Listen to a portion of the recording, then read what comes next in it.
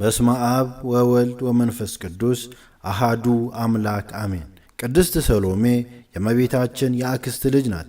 ማጣትና ሄርሜላ፣ ሶፊያ፣ ማርያምና ሐና የሚባሉ ሴቶች ልጆች ወልደዋል። ቅድስት ሐና ድንግል ማርያምን ወለደች።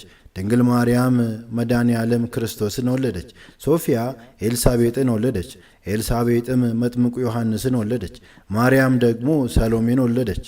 ያዕቆብና ዮሐንስ ከጌታ ጋር አብረው ከማደጋቸው በተጨማሪ አንድም በሥጋ የቅርብ ዘመድ ስለሆኑ ነው የጌታ ወንድሞች የተባሉት።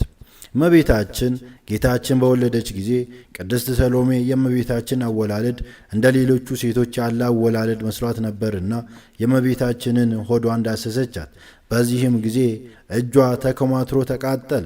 ሕፃኑን በዳሰሰችው ጊዜ ግን እጇ ዳነችላት። በዚህም እመቤታችን አምላክን እንደወለደች አወቀች። እመቤታችንን በስደት ጊዜ አብራት ተሰዳ ድካሟን ተካፍላታለች። ጌታችንንም አዝለዋለች። የምታጥብበትም ጊዜ ነበር። ቅድስት ሰሎሜ ጌታችን ሰው በሆነበት ወራት ሁሉ አልተለየችም። በመከራውም ጊዜ እያለቀሰች ተከትለዋለች። በተነሳም ጊዜ ወደ መቃብሩ ገስግሳ ትንሣኤውን ከሐዋርያት ቀድማ ያየች ናት። በአምሳኛውም ቀን መንፈስ ቅዱስ በወረደ ጊዜ ከሌሎች ሴቶች ጋር ሆና ሰማያዊ ሀብትን ተቀብላለች። በጌታችንም ስም ወንጌልን አስተምራለች።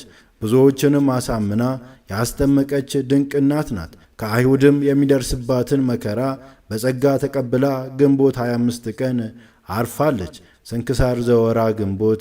ምስጋና ይሁን አንድ አምላክ ለሆነ ለአብ ለወልድ ለመንፈስ ቅዱስ ዛሬም ዘወትርም ለዘላለሙ አሜን።